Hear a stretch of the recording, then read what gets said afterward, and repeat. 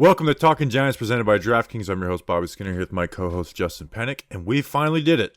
Took some time because it's hard to get some research on these cats, but we are doing our GM interview breakdowns. We're going to go through all 9 guys that are being interviewed.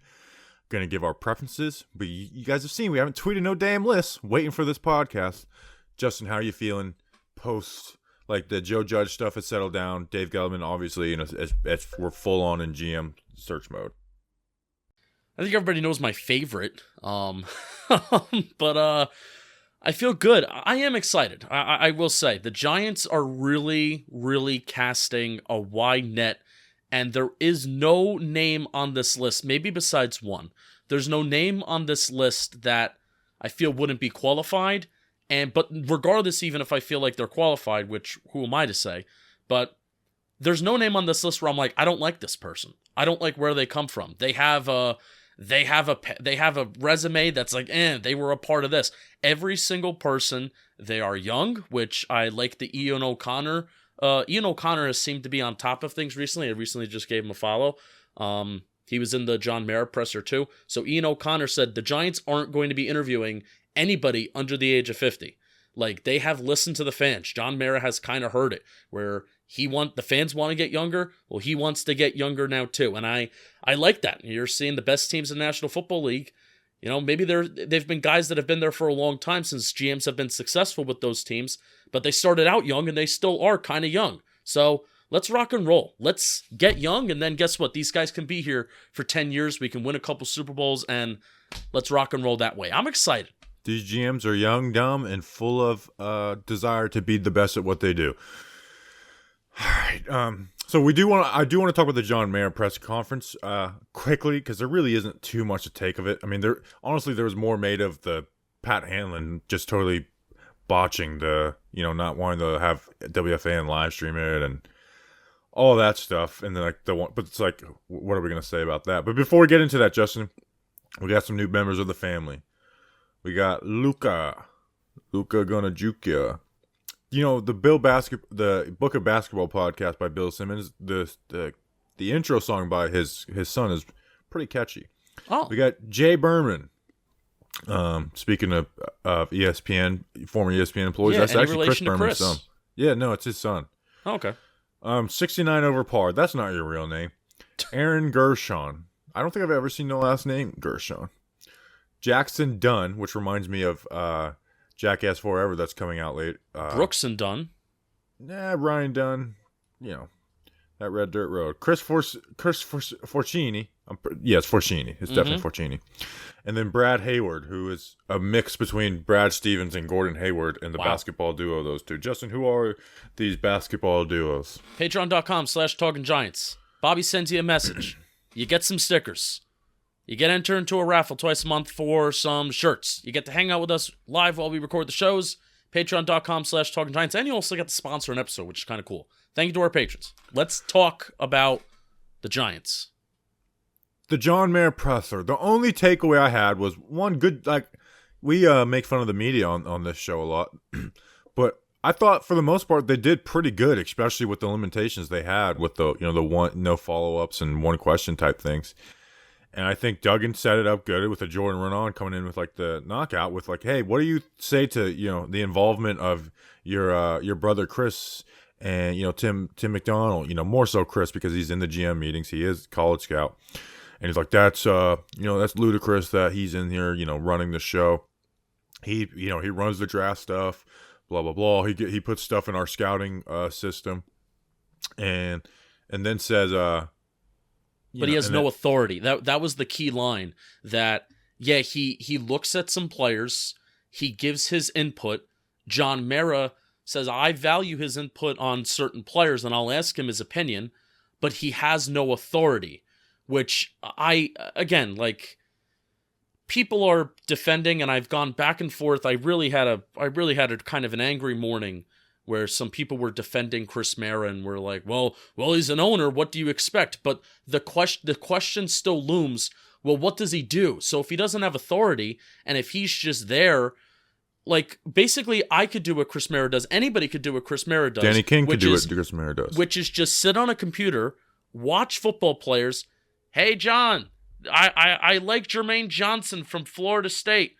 Okay, Chris, thanks for your input, bud. And like that's what happens, but he has no authority? Like, come on. He's the third one listed on the website. We've talked about this over and over again. He's in on the GM candidate meetings. Of course he has to have some kind of authority. Of course.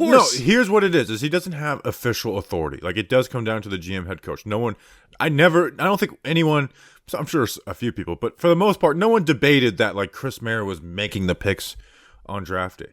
What we've always said, though, is that because he's in on those GM meetings and because he's, family and can't be fired, is that when he's giving his opinion, people aren't going to be as honest if they disagree with him. Right. Because he's part of that and he can't be fired, and Renan, Jordan asked a good follow-up. He's like, well, you can say that he's, it doesn't carry more weight, but he's like, it does. Like, that's what happens when you work with, you have a family member who is, the brother of the owner of the team, like the brother of the boss. Like, but it's just like, it's either John Mara just doesn't understand the idea of what nepotism in the workplace does, or he's pretending he doesn't. But him blaming the media and stuff, it's like, well, the guy, like you said, he's like the third guy on the website. He's been here forever. And like, if the if our senior VP of player personnel was, I don't know, like Jerry Reese, would he still be here? No, because his last name is Mara. He can literally never be gone, which Mara has said before. Yeah, we've beaten the dead horse on it, but it's just a bad look for Mara. It's just a bad look for Mara, and he gets. I mean, if you want to hear the tone of what he was saying, I mean, one of my biggest things is he immediately got more testy and aggressive with the media, and like you said, blaming these outside external sources, which also are the fans, by the way, because it's not just the media members. I honestly think it was the fans that kept on insisting media members, you have to ask this question. What do these people do? You don't know. You have to ask the owner. What do these people do? So John Mara didn't just throw it at the media. I thought he threw it at the fans.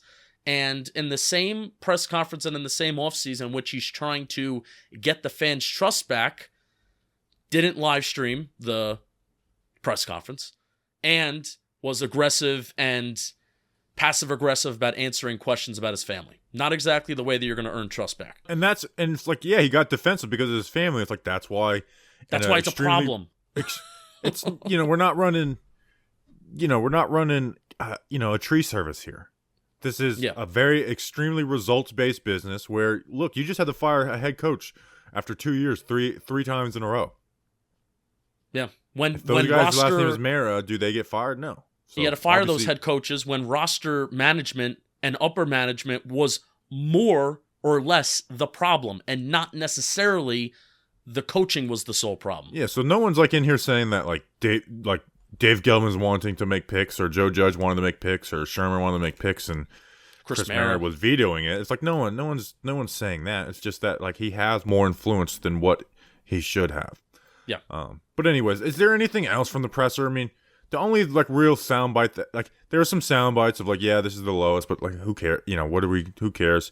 The only other thing I think he said is he truly didn't want to fire Joe Judge. Like he felt bad about the way that things went down and Judge being tied. He's like, I still feel there's a good coach inside of Joe Judge. But he was smart in saying, he's like, we just couldn't, this is too bad to not blow up. Like, and that was actually a very smart answer by John. Like, this is way too bad to not blow up and start over. Yeah, didn't see a good end. Just didn't see a reality where that team with Joe Judge would work. And it's not necessarily like we've always said, and like a lot of people think, it's not necessarily solely Joe Judge's fault. It's just, this is the right thing to do if you're going to bring in a GM that is young, that is very, very qualified. And he did also admit about the GM search in 2018, about he wished that he looked at more names, and that's a regret that he has. So if you are going to be doing your due diligence this time around with the GM search, let the guy run, coordinate, plan his own head coach search, and you go from there. All right, so should I read an ad? Yeah, let's get an ad out of the way. Yeah. Well, it's an optional intro, but I'm going to read it. The NFL playoffs are here, and DraftKings Sportsbook, an official sports betting partner of the NFL, is kicking things off with a huge offer. I'm not talking about a little offer, guys. I'm talking about a huge offer. Countdown to Super Bowl 56. New customers can get 56 to 1 odds on any wild card team to win their game. Bet just $5 on any 208 and win 280 in free bets there you go. if your team is victorious. Why do we feel the need to spell out numbers? Just put the numbers. Especially when you put it all in capital letters, it just throws you off. I think it's helpful, actually. Well, you're not the one reading the ad. Bet the 49ers. They're going to beat the Cowboys. That's right. Bet just $5 on any NFL playoff game, and DraftKings Sportsbook will give new customers an additional $280 in free bets. If the team they choose wins their game, if the team they choose wins their games.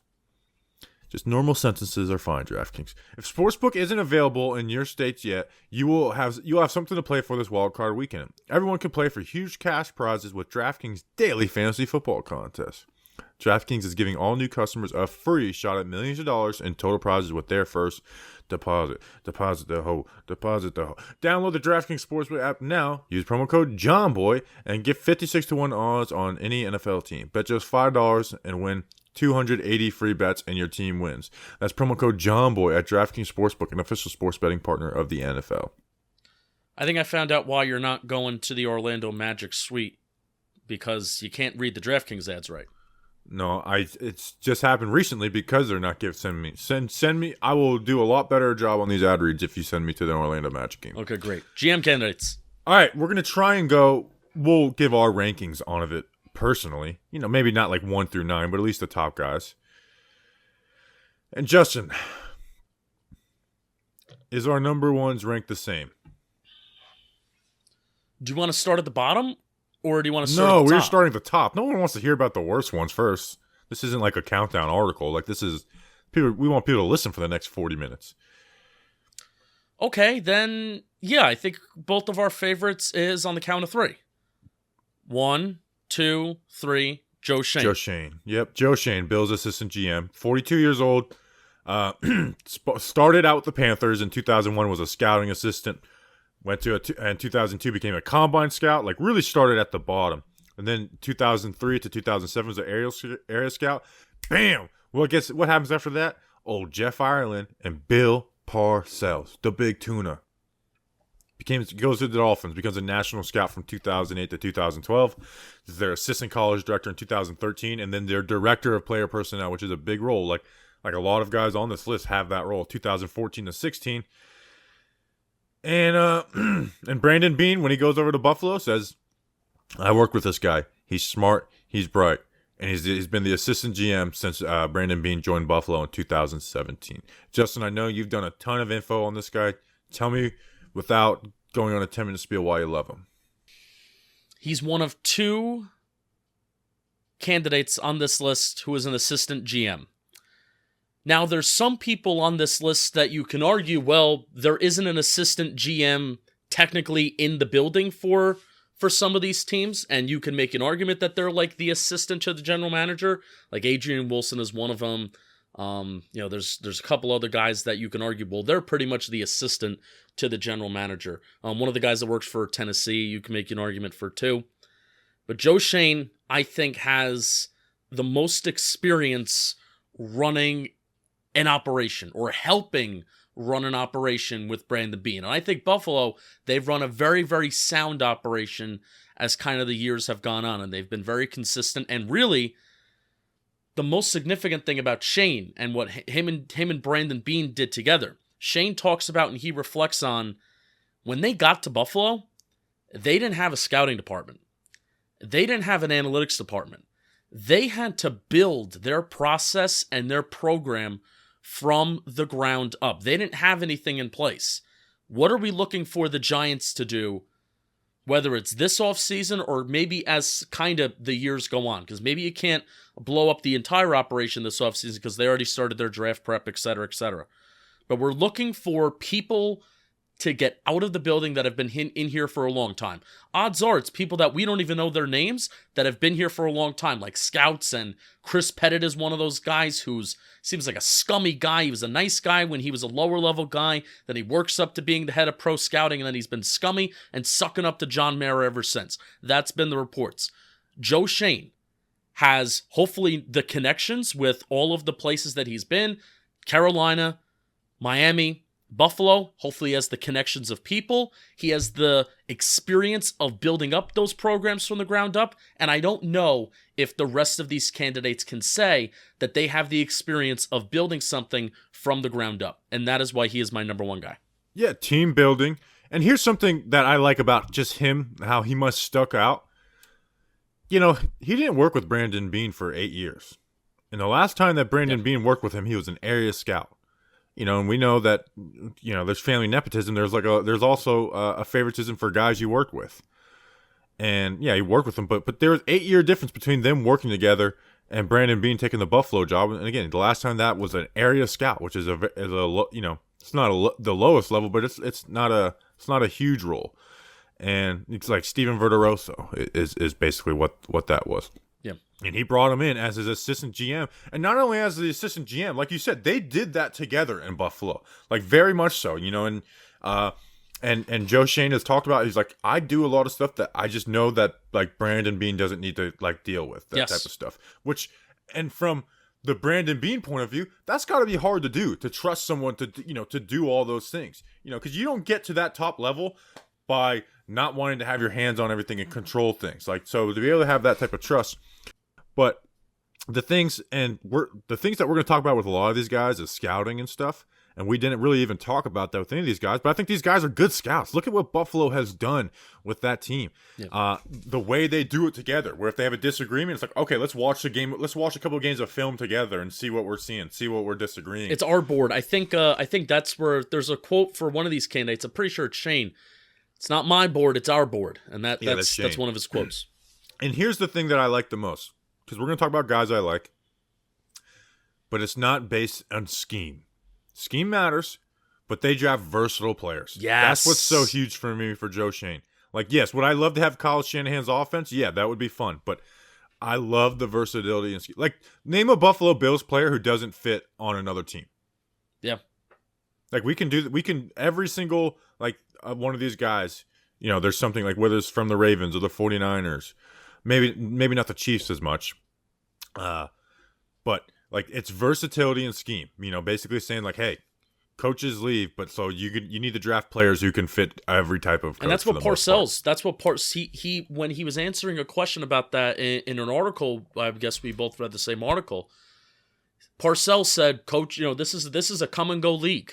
And I would say the most starch difference between Adam Peters, Joe Hortiz, which Hortiz hasn't necessarily said this, but we talked about how Wink Martindale and the Ravens defense has a type of player. That is not the case for Joe Schoen, where I can feel some of these other guys, they have a type of player, and maybe they rely on very, very good communication between solid coaching and good coaching candidates to how are they going to decide, how is the front office going to decide what player they draft. I don't feel Joe Schoen relies on that really good coaching information and feedback, because you look at Baltimore, they have Harbaugh. You look at San Francisco, they have Shanahan. We'll talk about that. You know, Sean McDermott, quality, great, solid head coach in the National Football League, and I'm sure they have good communication between the staff, but Schoen did value versatility, because a coordinator can come, can go, and if you're a successful football team, that's what happens. You do have coordinators that come and go. It's not like the Giants, where hopefully, you know, you're firing your coaches and you're firing your coordinators every 2 years, but good football teams have their coordinators come and go, so you do need football players that can be versatile, fit multiple schemes, and then fit whoever wants to come in and run whatever kind of scheme. And look at what they've done with this, and look at their cap situation. Yes. They've been able to manage the cap extremely well while being a Super Bowl contender, building it through the draft, which I think is a theme for almost all of these guys, except for maybe the Cardinals guys, is that their teams are truly built through the draft.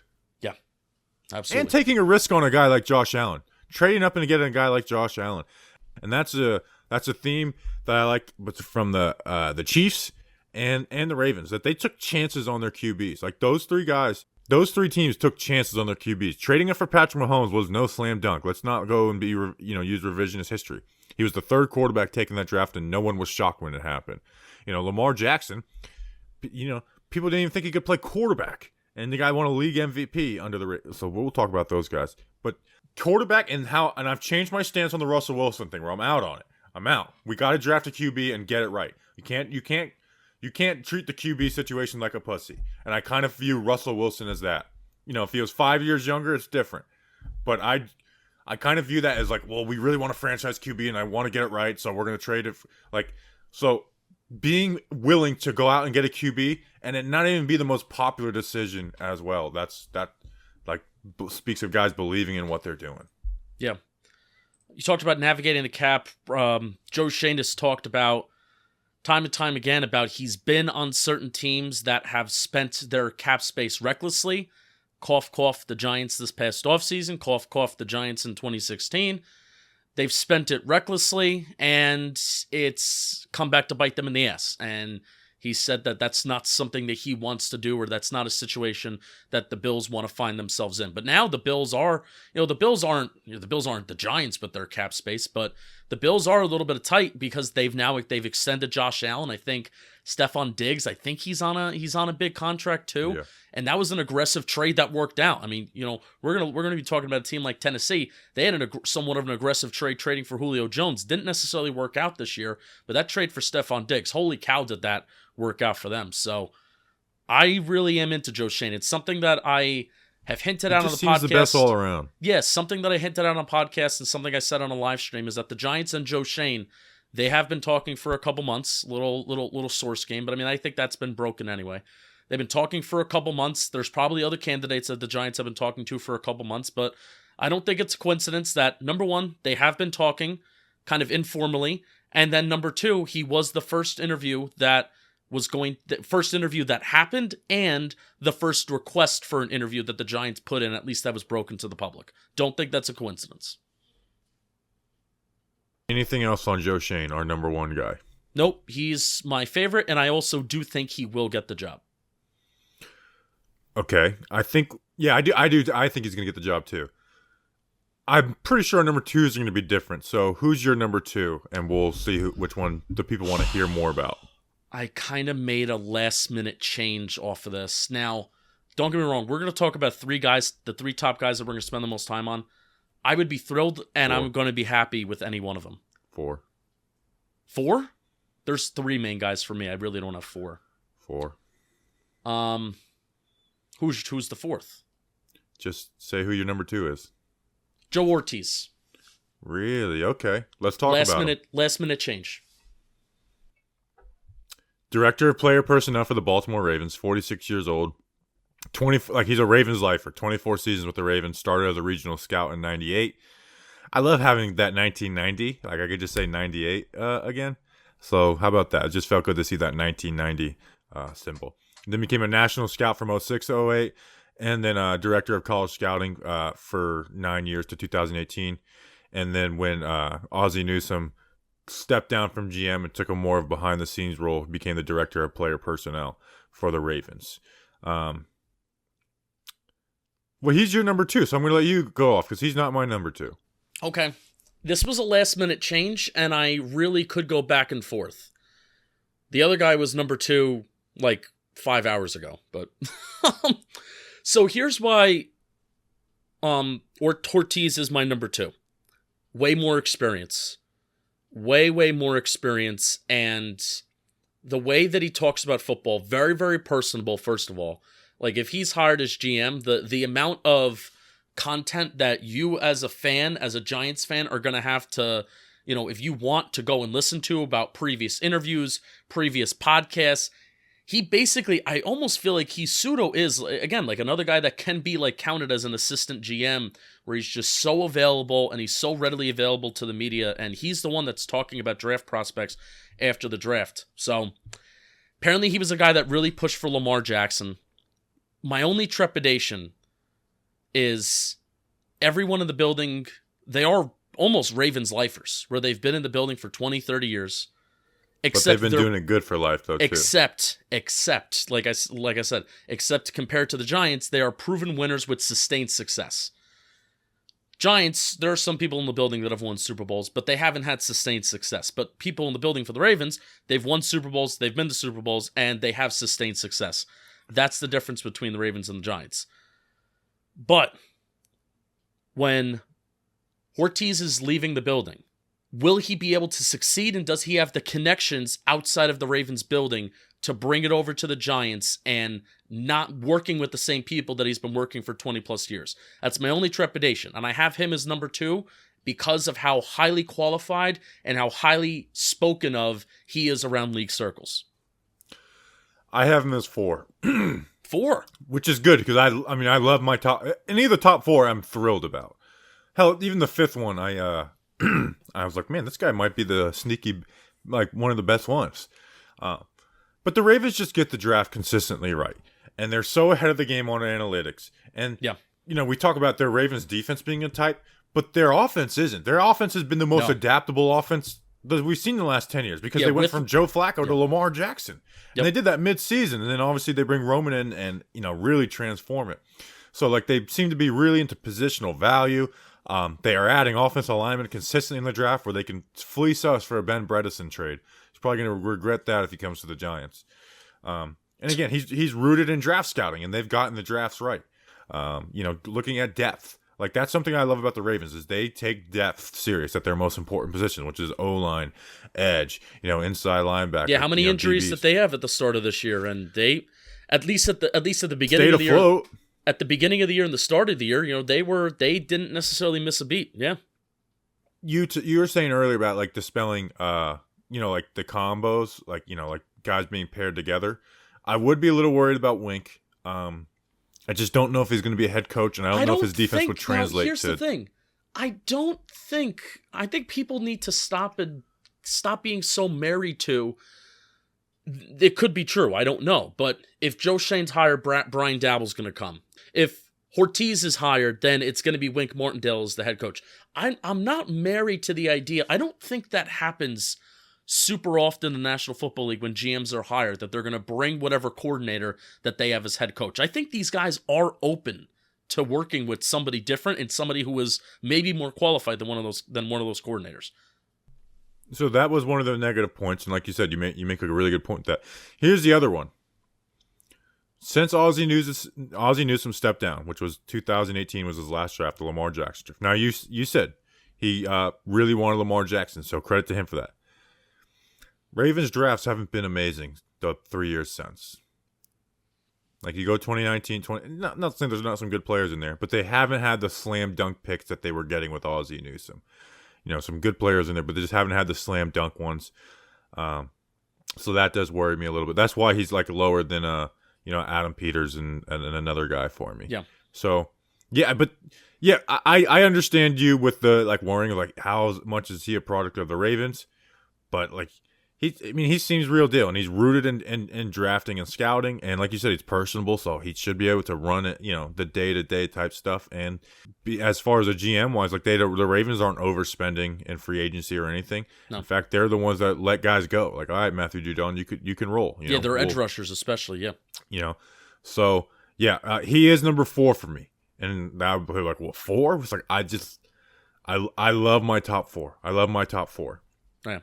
I want to say a quote about how they use analytics. Now, I think I'm pretty sure that these top 3 guys that I'm going to talk about, they all do use analytics. There's always been certain references of them using analytics, and if it's a quote where they say I use it, or if it's, hey, here's an instance in football in real practice of how I use it. So here's what he said. We have a way of using it all together, and our analytics guys do a great job of working on their end, and our scouts obviously assess the speed category in their eyes. I guess he was talking about whether he loves talking about edge rushers.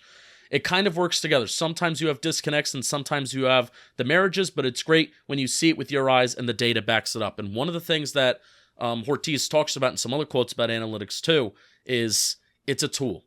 It's a tool. It is not black or white. It is not, if the numbers say it, we do it. It is a tool where the analytics department, they're going to do the work on their end. And if you're talking about scouting, they're going to do the work on their end about how they see players and how they evaluate players. And then the film people are going to come together, give their thoughts, give their observations. And if they can marry the two, which actually, humble brag, when I do my stat reports, that's exactly how I approach my stat reports every single week. I approach my stat reports by saying, I don't want to I don't want to present information that's like, ooh, look at the numbers say this and you're wrong. I want to present information that backs up the eye test. And Joe Hortiz basically operates the same way within his football operations, with marrying analytics with the eye test and what the football people are seeing. And I love that, and I think that's exactly the way you should be using analytics. Word up, bro. We love the analytics around here.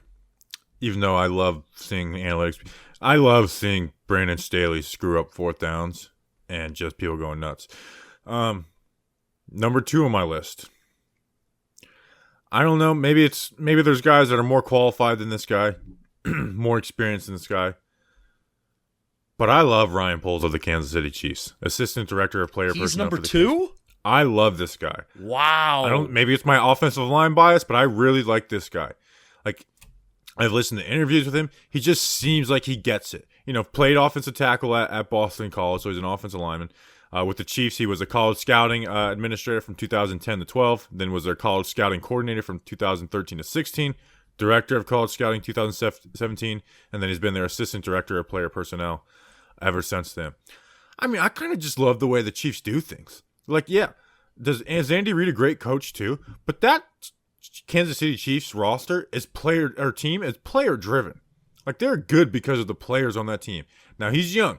He's not very seasoned. He's only 36 years old. Yeah. And like I said, he's only been doing this for 11 years, so it'd be a swing. But I just like the way he finds offense. They find offensive linemen. Trey Smith last year, Creed Humphrey. Creed Humphrey wasn't a slam dunk, and they ended up grabbing him. Lucas Niang. And he's also been through 3 different regimes with Kansas City. I stole that bullet point from you. I'm sorry, but I love the guy.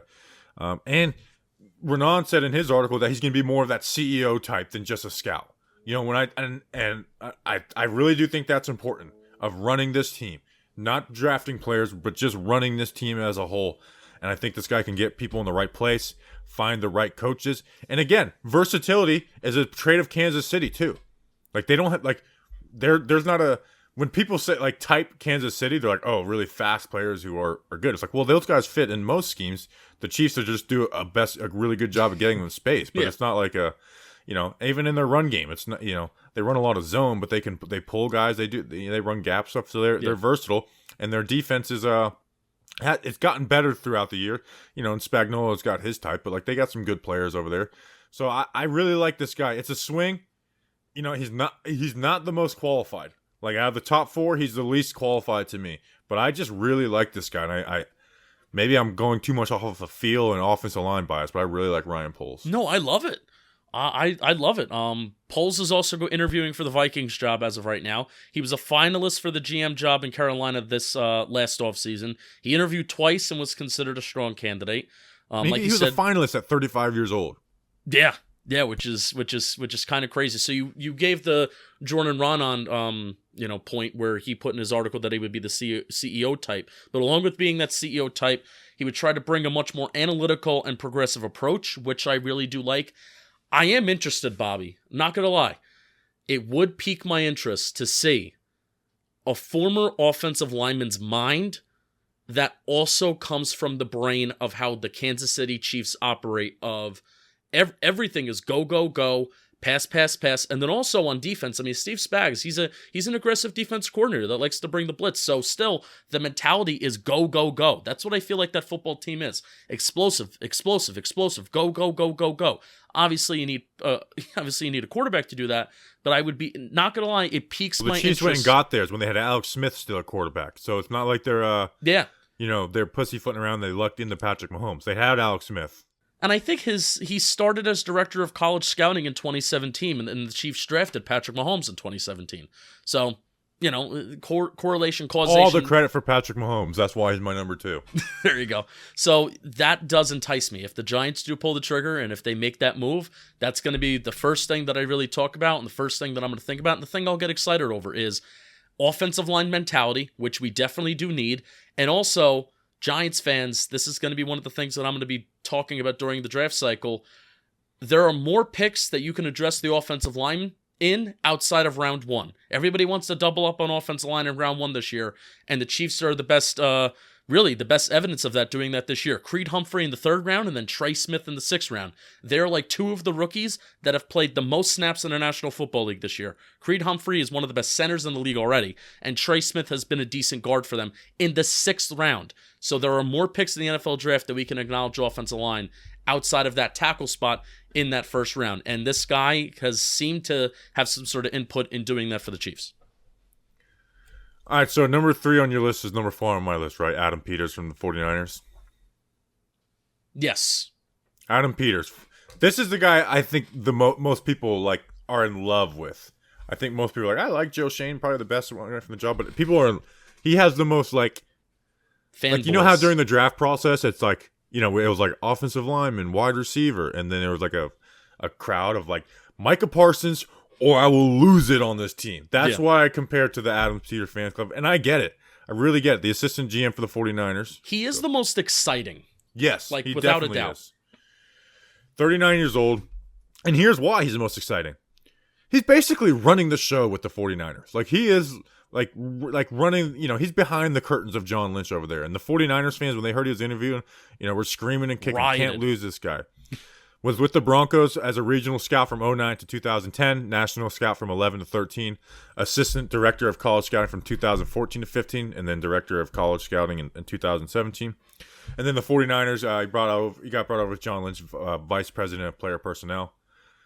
He's deeply rooted in the draft. Like, if there's a draft guy on all these lists, it is Adam Peters. Like, he has his guys. He bangs on the table for them. He's like, this is why we picked this guy. He is the most rooted in the draft and like the my guy type of guy, which kind of scares me a little bit and might be why he's at 4 on my list. The story that kind of sticks out to me the most is the George Kittle story. So Peters was with the Denver Broncos, and he's kind of gotten a share of credit for picking players like Malik Jackson, Von Miller, C.J. Anderson over there. Can I stop you? I don't give him credit for picking Von Miller. I give anyone with a fucking brain for picking Von Miller. But anyways, well, he gets a share of credit for it per the Athletic. But then he was with the Denver Broncos preparing for the draft, and then he's brought on to San Francisco with John Lynch.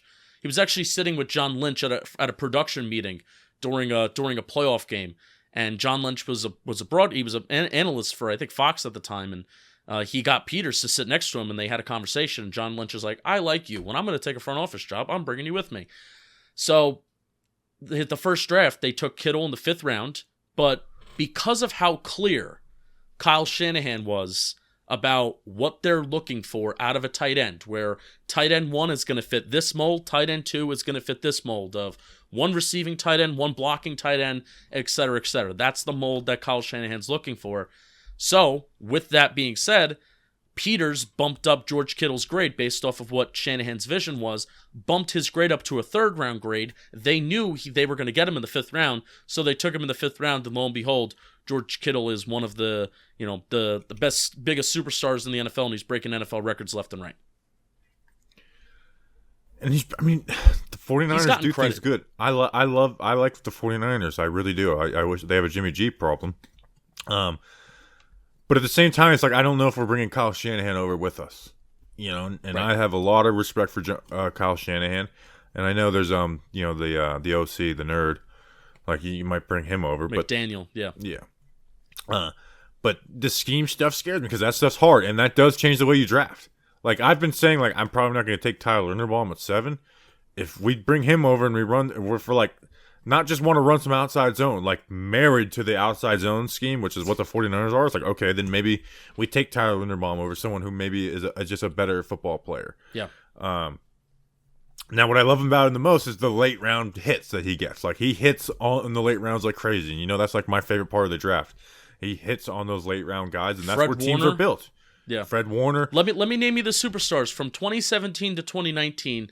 There were 4 bona fide superstars that were taken. Not all of them in the late draft. Yes, 2017 it was George Kittle, the 5th round.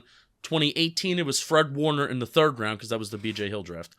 And then 2019 you have Nick Bosa and Deebo Samuel that were taken early in the draft, and those 4 guys are like bona fide superstars. Bam. Here's the thing that scares me the most about him. Quarterback. he wants to trade up and get his guy. Like, And he banged on the table for Trey Lance, and they did trade up to get him, right? Yeah, which I kind of view as a little bit questionable. They traded for Jimmy Garoppolo, which is definitely questionable. And here's the worst one, is that like when he came over to the 49ers in one of his first interviews, you know what he was bragging about? Paxton Lynch? Not only Paxton Lynch, but ignoring the trade chart to trade up for Paxton Lynch. And just being like, sometimes you gotta ignore it for a guy. It's like, man, you shouldn't. Even if you like Paxton Lynch and you wanted to draft him, I don't know if you ignore the draft chart for Paxton Lynch. That's something that I feel like Gettleman would get criticized over. Yeah. Yeah, that's the stuff, and not only do you trade up for a bad QB, you don't want to trade down because you're like, this is my guy. I want Ambry Thomas so bad, even though I'm getting offered all this. That was a Dave Gettleman problem, that he had his guy and he banged on the table. Yeah, absolutely. Yeah, and this may be some like Dave Gettleman aftershock, which is why I have him as 4, even though he would get me the second most excited after Joe Schoen, even though I do have him as 4th. So, and also, again, another question that I have, and again, this is no shot to any of these guys, but can you run an operation? There is more to being a GM. Dave Gettleman taught us. There is more to being a GM than just being a talent evaluator. Can you manage a building? Can you manage a program? Can you manage an operation? Can you manage a franchise? And it's not saying no. I think Adam Peters can do it. I think one day he will be a fantastic GM, but can he do that for the Giants? I don't know, and I'm more confident in like Joe Schoen's ability to do that, let's say. So that's my question with him. So is your number 4 Ryan Poles? Yes. It is. Okay, so we don't need to talk about him again. So I wanted to preface this conversation with it, but I feel like it's a good part, is that there's not a ton of information on these guys. There's not. There's really not a ton of information on these guys. And they're not the ones making the official decision. So it's a lot of guessing and, seeing who you're associated with some stuff. So like the coaching search, I'll be very like, this is what my guy is, and here's my number 2, and here's why.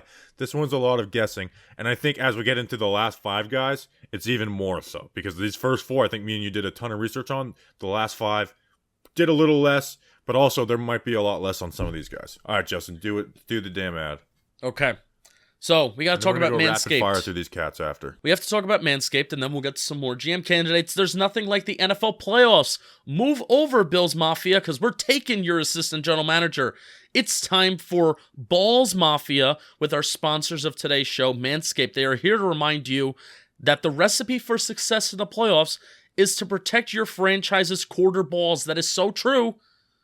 Protect your quarter balls and protect your quarterback. Those are 2 things that we have to do this offseason. The road to the Super Bowl is never easy, but the road to your Super Balls is a few clicks away. Take the Lambo leap and join the 4 million men worldwide who trust Manscaped with our exclusive offer. Go to manscaped.com and use code GIANTS for 20% off plus free shipping. I think a Lambo leap is actually somewhat like anxious, like it gives me anxiety, because I'm jumping and I can't jump that high, so I don't think I'm going to clear it.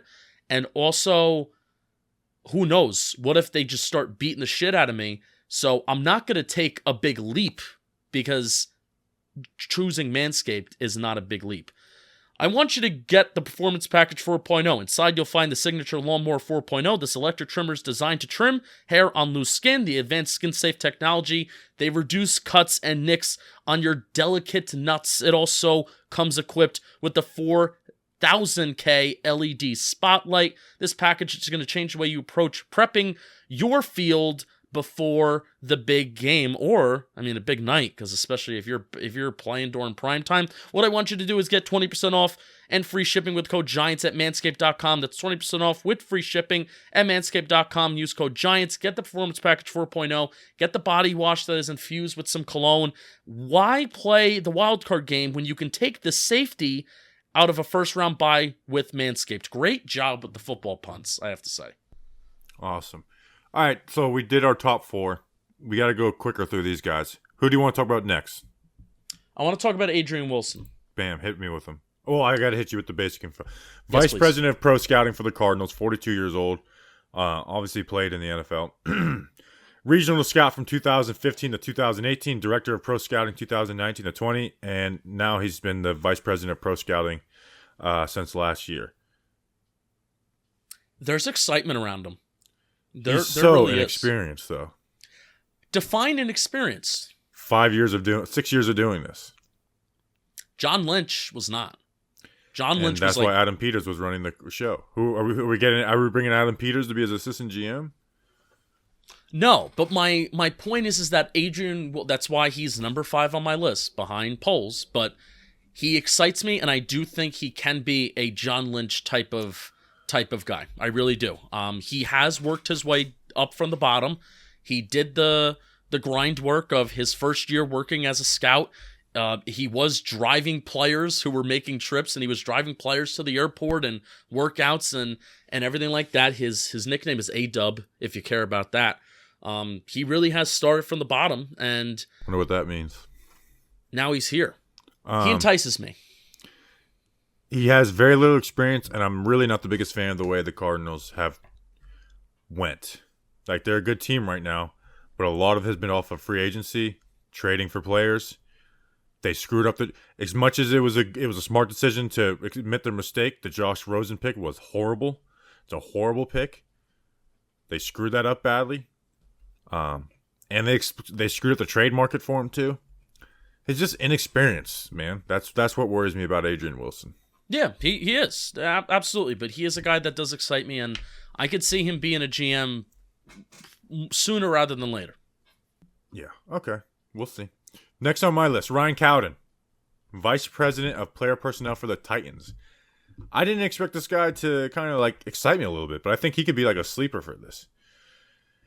And he's been with with the Panthers and the Titans. He was a scouting assistant with the Panthers in 2000, moved up, was an area scout from 01 to 07, national scout from 2008 to 2012. Then was a national senior scout from 2012 to 14. Then went to Titans, was the 2016 to 17 director of player personnel, and then he became VP of player personnel. Man, look at the way the Titans value the offensive line. And in that time that he's been like the right-hand man for the Titans GM, Derrick Henry, Kevin Baird, Corey Davis, Jonnu Smith, A.J. Brown. They've had some hits in the freaking draft.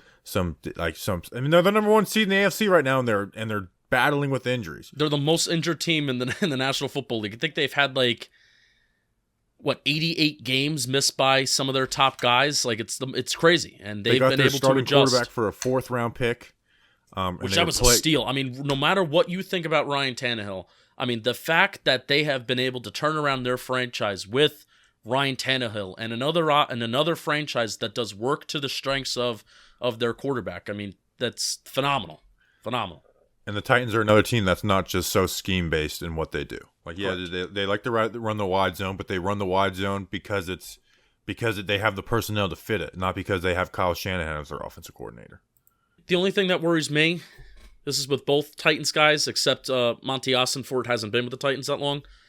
The defenses over the last few years, especially in 2020. 2020, their defense was really bad. They have not had top-tier defenses. It's been their offenses. Their defenses have kind of capped at average, and then 2020, it was really, really bad. And that 2020 offense for the Titans was really, really good, and their defense was really, really bad. So that's the thing that gives me a little bit of pause. And the drafts haven't wowed me the last couple years. Yeah, they had some whiffs in the draft, too. Like some Isaiah Wilson. Yeah. Even this past year, they traded up for Dez Fitzpatrick. Remember I had Dez Fitzpatrick in my mock draft in the 6th round?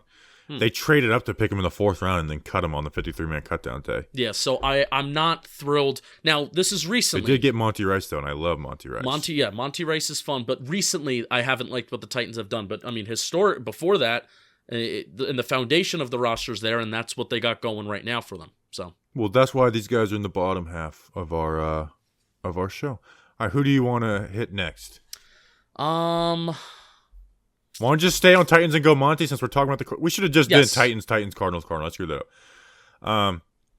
Now talk about not being a lot of information on the guy. Director of player personnel for the Titans, was with the Patriots. Director of college scouting from 2015 to 20 after 9 years of working up as a scout, which is I don't even like all these other guys who have regional scouts. Like this would just get 9 years of working up as a scout. Very involved in the draft. If you go watch some of the Do Your Job series on the Patriots, like very involved in the draft and undrafted free agents. And the Patriots have done really good. And I know Dante Scarnecchia as their O-line coach, and I guess he turns everyone to become an amazing player. But players got to be good too. and not the first round. They've gotten Michael Onwenu, Shaq Mason, Joe Thuney, Ted Karras. They got David Andrews at UDFA. Like, he seems to just love the process of the grind. Drafts 1 through 7, undrafted guys. And then I think he did, like, try and go to the Titans, I'm guessing, to, like, get away from Bill and be like, all right, let me spread my wings and show what I'm able to do. And that's someone who's a go-getter and valuable. Now, here's my last bullet point on him. Doesn't matter anymore, but him and Joe Judge were tight. Those guys were tight. That was in my notes, because I wrote my kind of notes on Ossenfort before Judge was fired, and I put him in bold because I thought that he would be, like, the favorite if Judge was kept. I'm like, Ossenfort's going to be the guy. If Joe Judge had a really good season, I think Monti Ossenfort would have been the guy. Or Kevin Abrams, which would have been a disaster. So, all right, we got 2 other guys. Let's do Quentin Harris, because I think he's a lot more qualified than the other guy. Quentin Harris, the VP of player. I like him more than I like Adrian Wilson of the Cardinals, by the way. Adrian Wilson's more fun because he has a fun personality. I think people like him more based off of what I've heard in some interviews. He is technically a higher position, and he's listed 1 page before Quentin Harris is on the media guide than Adrian Wilson, but Wilson's just more fun. Well, I'm trying to win games, not have fun. Quentin Harris, vice president of player personnel for the Cardinals, 44 years old. Played in the NFL for a few years with the Cardinals. He was with the Giants in an offseason, the Broncos. Started with the Cardinals 2008 to 2009 as a pro scout. Then went to assistant personnel director from 2010 to 12. Director of pro scouting from 2013 to 18. Director of player personnel from 2019 to 20. Oversees things. He works hands in hand with Steve Keim and the Cardinals. And again, I don't love the Cardinals organization. If maybe he had this kind of reputation with another team, I might be a little higher on him. Oversees things. Again, but he's done a lot of pro scout. Like, he's not like a college scout guy. He's dealt with the pro side of things, which is a little worrisome because you want to build through the draft. But I've heard people say, and I agree with this, sometimes the pro scouts have a better eye for the college because they watching the pro guys and, like, this is what translates to the NFL and becomes a pro player.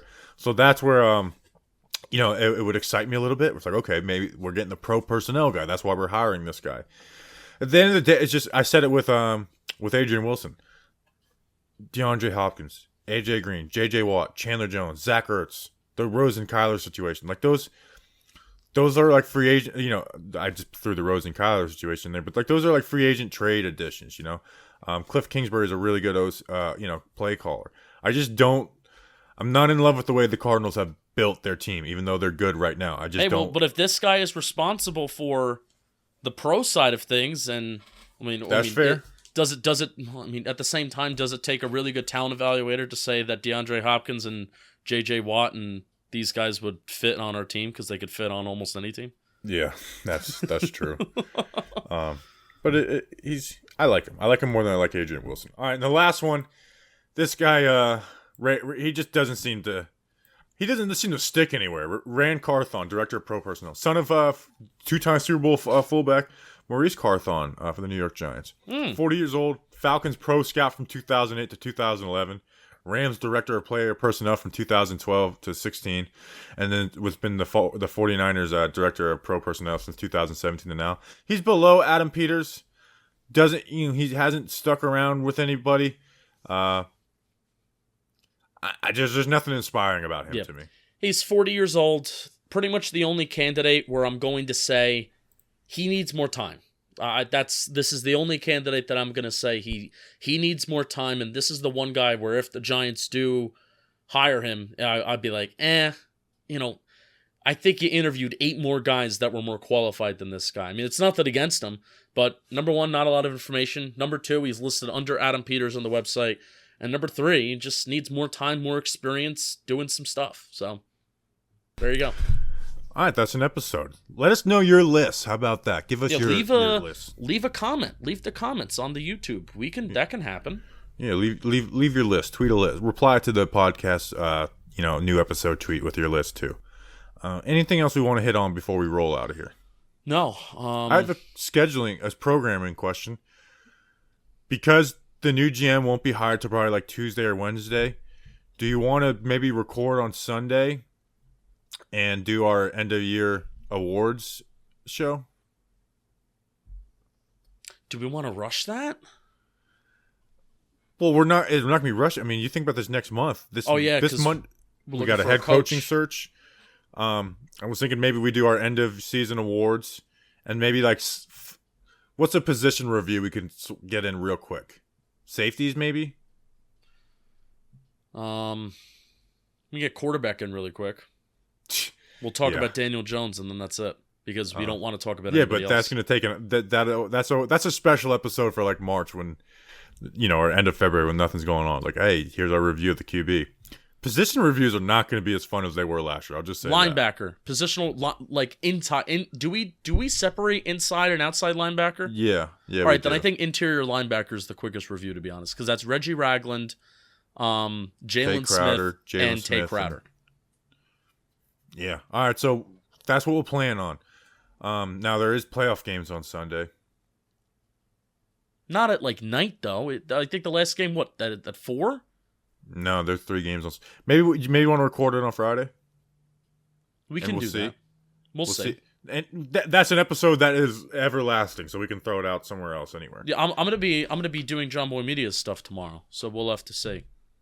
We'll figure something out, but it's an easier episode. It doesn't take a ton of prep, and it's if we got to record, because I just don't want to record on Tuesday and then the GM be announced on Wednesday. I'd rather just put something out Monday. And then when something happens. So, are we gonna do funny awards, or are we just doing like conventional awards? Can I like make up awards? I think we should stick to conventional awards. Oh, okay. Like, what would be a funny one? I don't know. I'd have to think of it. I just feel like anytime you try to do that stuff, it's just not as funny as you think of it in your head. Take for example, the 2000 NFC Championship game. The Greg Camelo Award went to Kyle Juszczyk. That's funny. See, we just do Offensive Player of the Year, Defensive Player of the Year, Rookie of the Year, Most Improved, Most Underrated, Most Underwhelming. I think those were the ones that we did last year. I gave Ron Dane the biggest goofball award. How about that? All right, we appreciate you guys. We'll be back. I mean, you can, from what you just heard, we don't know when we're going to be back, but we do appreciate you guys. We'll see you. Enjoy your weekend. Until then, let's go Big Blue.